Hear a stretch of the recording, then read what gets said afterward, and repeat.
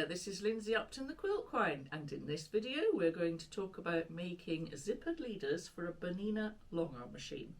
I'm a great fan of zippered leaders because it allows me to get projects on and off quickly and easily, because I quilt for customers and competition, and sometimes I just want to swap the project that I'm doing without any fuss. Also, it stops me getting stabbed by pins. So here's all the stuff that we're going to need to do this project. I've got 12-ounce cotton duck canvas that I have cut. I'm going to be making new leaders, so I've got quite a lot of stuff. I've got skinny ones cut for the stuff that attaches to the zips. I've got a great big pile of number 8 chunky plastic zip, double-sided tape, tape measures, t-shirt transfer paper, little tabs to go on the zip pullers, pliers, wire cutters, instructions, a soldering iron, and I've also done a little dummy zip just to check that it all works. Your quilt frame will have come with leaders that were attached either by you or by your dealer when it was first set up. They're normally stuck on with some double-sided tape to the poles, and you have to use pins to attach the quilt. It is possible to sew the zips onto the existing leaders, but you would probably be best to have a friend to help you. Lots of pins and clips, and the stitching will be wobbly, not that it matters. So I would recommend unsticking your leaders and using them so that you can sew them flat at your domestic sewing machine, or even making brand new leaders with canvas. Since I already have zippered leaders for my machine and I'm making some more just to show you how, I've decided to make entirely new leaders with this thick cotton canvas. The minimum number of canvases that you will need is 2, mainly to attach the quilt backing. One is 36 inches long and one is 24 inches long, and they're both 118 inches all the way down the length of the quilt frame, or 3 meters if you want to be metric. You can also make a leader for the quilt top, but I don't bother to put a zip on that one. I use a rod system instead, which I'll show you later. You will also need to cut some canvas that is 118 inches, 3 meters long by 8 inches wide, and that is for attaching the zips to. They're called mini leaders, and that's what we're going to use to attach the quilt to the leaders, if you see what I mean.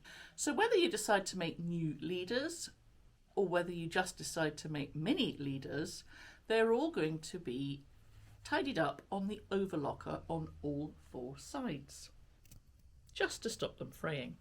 This is the first leader that I'm going to deal with. It's a new one to replace the main take-up leader that goes on the furthest away roller.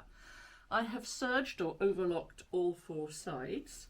Nothing needs to happen to this top edge because this is the one that's going to be stuck to the roller with the double-sided tape when we're finished. This bottom edge is going to have a simple turnover hem, about 3/4 to an inch wide. The other thing that I'm going to do to this leader is that I'm going to iron on these words, which are currently in reverse, onto the leader to remind me which one it is, and it is the take-up leader. I'm just going to use the iron to turn up a simple 1 inch hem. So not a double hem, it's thick, it's been edged with the overlocker. So just 1 turn all the way along. I actually drew a line to keep me fairly consistent. So I've just ironed the hem under. I'm going to take it to the sewing machine and just do a straight stitch to hold it still. But while I'm at the ironing board, I've got my piece of t-shirt transfer paper and I'm going to stick it on there so that it reminds me that this is the take up leader and it's going to go into the bottom left hand corner. So now I've got my second leader. This is also for the quilt backing. It's only 24 inches deep, but still 3 meters or 118 inches long.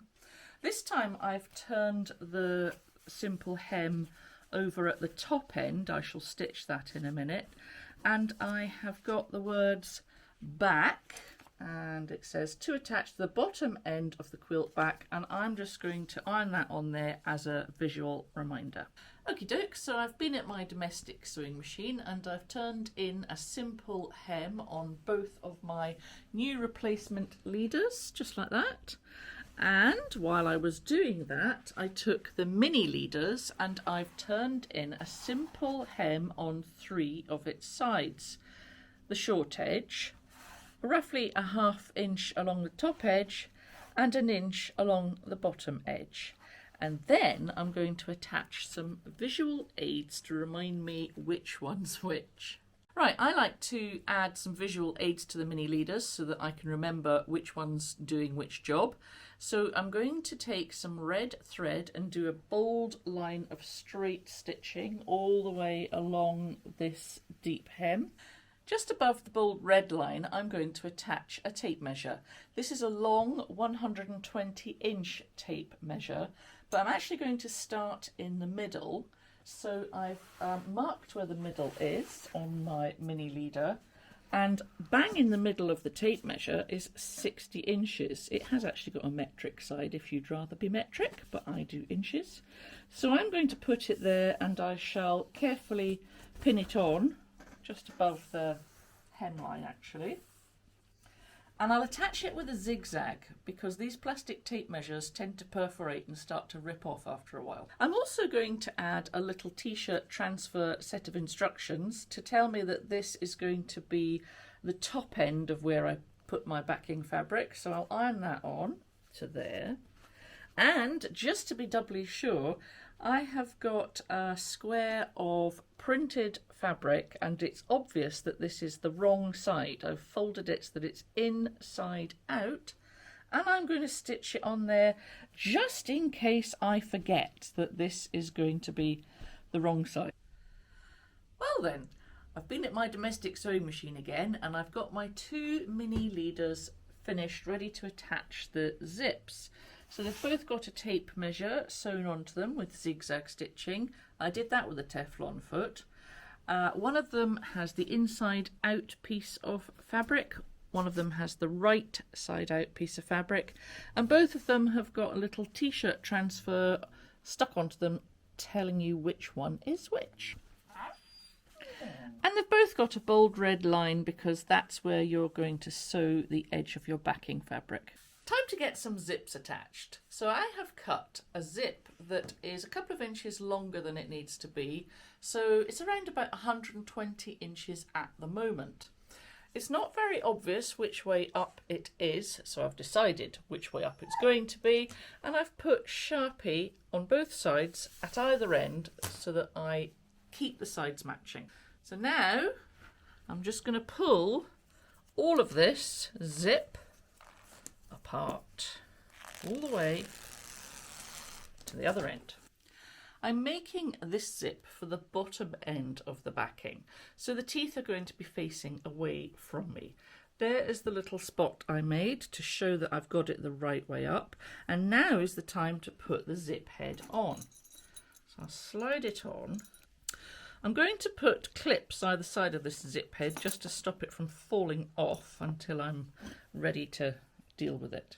Now, I have to make a zip stop for this end. I wasn't able to buy the ones that I wanted. So I took some wire cutters and cut 3 teeth off the spare bit of another zip. I'm going to slot them into the bottom of this zip. They just push in like that. But of course that's not secure.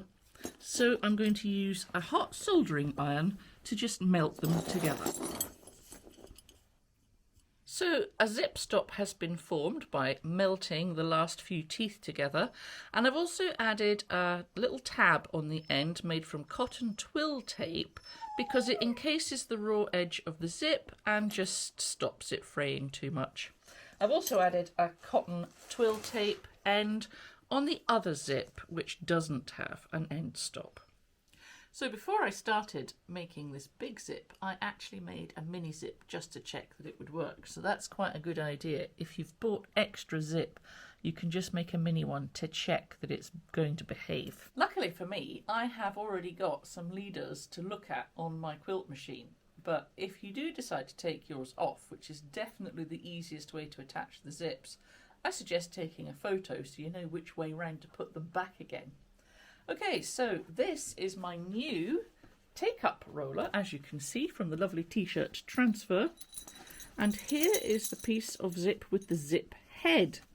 So I'm going to put it right to the bottom, and I'm going to attach it with either pins or clips. I don't want the teeth so close to the edge that they're going to not be able to close. They're just hanging off the edge by about 1/4 of an inch.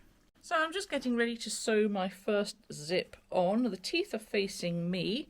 This is my take-up roller, the one that goes on the far pole, but I'm actually going to sew it on from the reverse so that I can see that I'm not getting the teeth too close to the edge. So I'm using a zip foot to attach the leader onto the zip. Probably ought to be pinned all the way, but I'm going to wing it. The edge of my zip foot is on the edge of my hem here. So I'm just going to sew it on with a straight stitch, making sure that I just keep this zip head out of the way. I did actually put a little clip on the end just in case the zip head falls off. So we're just going to attach the zip from the back side of the leader. The edge of the foot is on the edge of the hem. There's a little gap between the hem and the teeth so that they've got freedom to move. Okay, so I have nearly reached the far end of the zip. I put that clip on there to make sure that the zip head didn't fall off. So now I'm going to just slide this zip back out of the way carefully. There we go, so it's not in my way anymore. And I will sew to the end, and then I'm going to finish off the end of the zip by using my pliers to squeeze on one of these metal end stops. Okay, this is a job where you probably need about 3 hands, but there's my little metal end stop, and I'm going to use the pliers to squeeze it shut. So now, as long as you're not too rough, the head won't fall off the end of the zip. Okay, using my existing leaders for reference, I've got the new leader set up with the zip ready to sew on. So I can see that it comes off the roller that way, and so I'm going to pin or clip the zip on all the way down, making sure that it's slightly away from this folded edge so that it has got space to zip up. So it's right on the edge like that, and I'm going to attach that using a zip foot, but I'll sew it on from the back. And this is the mini leader that is going to zip on to the bottom end of the backing fabric. So it's going to get attached like this with the zip teeth facing away. Again, it's going to get pinned or clipped on, and I'm going to sew it from the back so that I can make sure the teeth aren't right up against the edge. If they were too close, it might not shut properly. The job's nearly done. All that needs to be done now is a little bit of tidying up.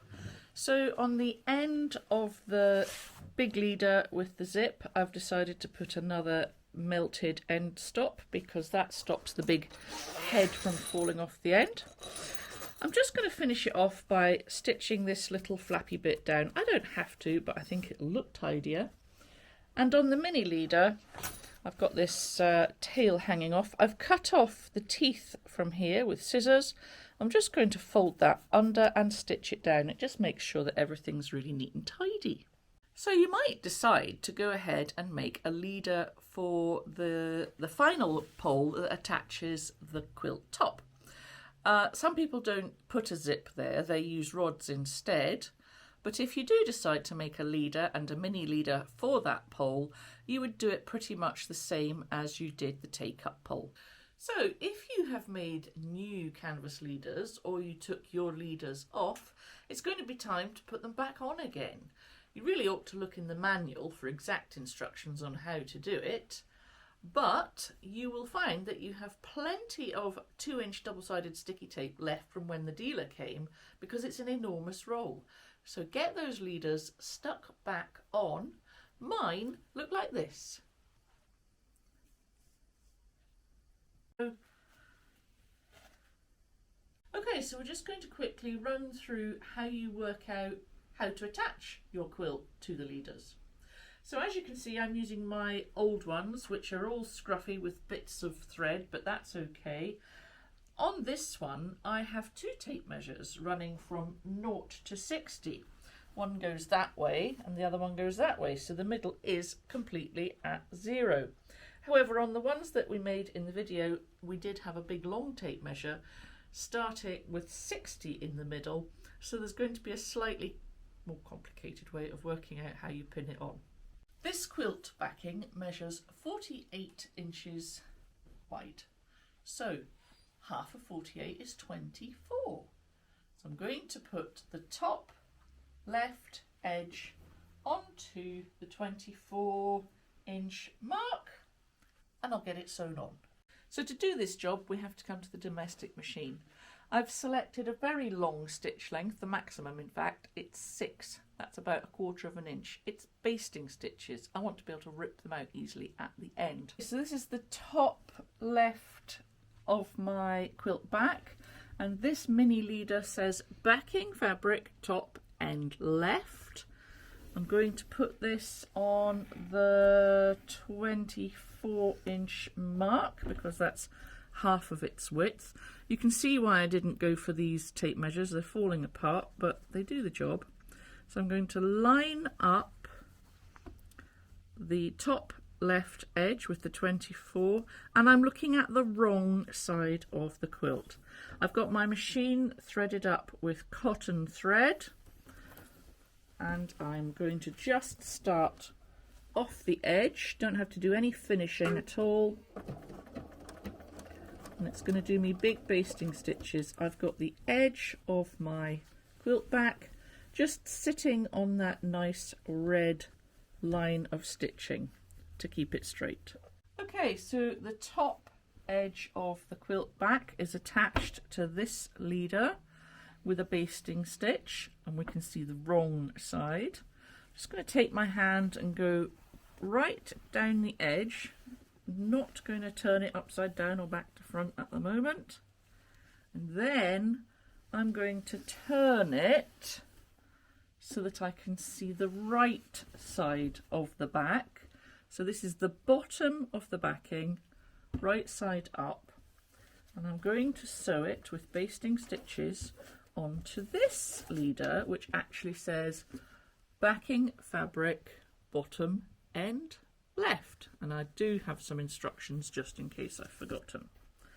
So I'm going to take it to the 24-inch mark again, because that will be the same as I did for the top end. Line up the edge with the red bold line. No need to do any fixing at the beginning, just hold on to that thread. A few stitches off the edge and baste all the way to the other end. Well, that was a quick and easy job, and it didn't involve any spiky pins. So here is my quilt backing ready to be zipped on. This is the top edge of the quilt backing, and of course the quilt backing right side will be facing the floor. I will be seeing the wrong side. So I'm just going to put it in the zip here. So make sure you're holding onto the zip pull tightly. And it's a very satisfying zip all the way to the end.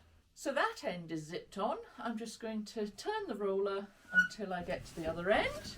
So I've rolled the quilt back on, and now I'm ready to zip on the bottom end. So that goes into this zip like this. Very quick. Then I'm going to roll it back very easily until I reach the top end of the quilt.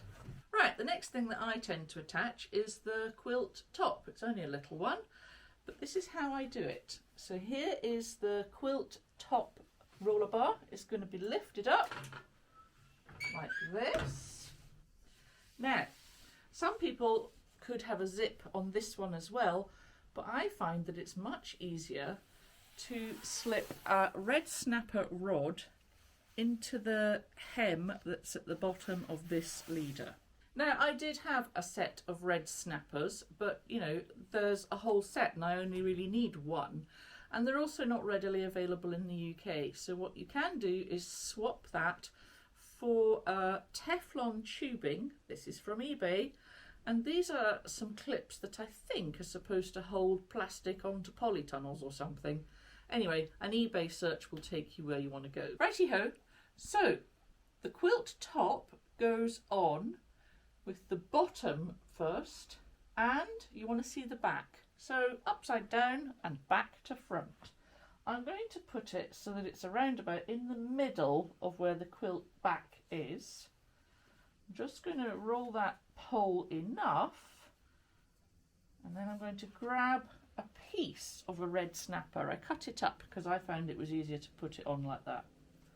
So I just use them as clips. So the red cutout part is going to clip on and snap on to the rod that is inside the hem. Now that it's attached, I'm just going to roll it up so I can see the back of the patchwork. Try and keep it fairly straight, if it's fairly straight in the first place, that is. Okay, so it's all rolled up and out of the way. So now I'm ready to post in the wadding, or batting if you're from the US. This is wide enough that it kind of matches the quilt back, so I just post it under that hole, get it up there like that, so that it matches the quilt back. I've just switched on the Q24 and I've selected BSR 3 mode, SPI 4. That's another basting stitch. I'm going to push the sew head up as far as it will go. Check that it won't be stitching on top of my leaders, but it's just at the top of the quilt backing. No need to pull the thread up neatly or anything. I'm just going to run a basting stitch along the top, slightly pushing the machine to the back, and it will do a dead straight line. Alright, we're just going to baste a dead straight line across the top. Now that we've got this lovely straight line at the top, I'm just going to unfurl the patchwork, and of course as it comes off the roller it's actually the right way up. Not a very big quilt example, this one, but I'm going to just line the top edge of the patchwork up with the nice bright orange line of stitching. Lay it like that, and I'm going to baste it too. So I've just basted the top edge of the patchwork along the orange line that I could see on the wadding. So now I'm just going to gently drop this pole back down like that, and it will plunk into place. This quilt is really not very big, but if it was a bigger quilt I would then use these really handy, they look like pipes, they're quilt clips, and I would just give it a smooth out and smoosh them on the bottom like that to hold it all. Of course it won't hold it because I've got my clips here, but actually I could take these off. This is a very little quilt, so it just needs a little bit of a smooth like that, and I can put these pipes there instead, like that. Then all we have to do is check there's no wrinkles underneath. If there's enough backing spare, we can put the side clamps on if we need to. I usually baste a line down each side, and then it's ready to quilt. Let's pretend that we've quilted that little quilt and we've reached the end, and it's now time to take it all off. So here's the bottom end. I'll just have to release the ratchet and roll it till I can see a clear line of zip, and all I do is unzip it all the way along. How quick was that? No pins. And then because it was a basting stitch, this is how you get it off the zipper. Just like that. So thank you for joining me on the little demo that I did on how to use zippered leaders on your quilt machine. I think it makes life a lot easier, so good luck.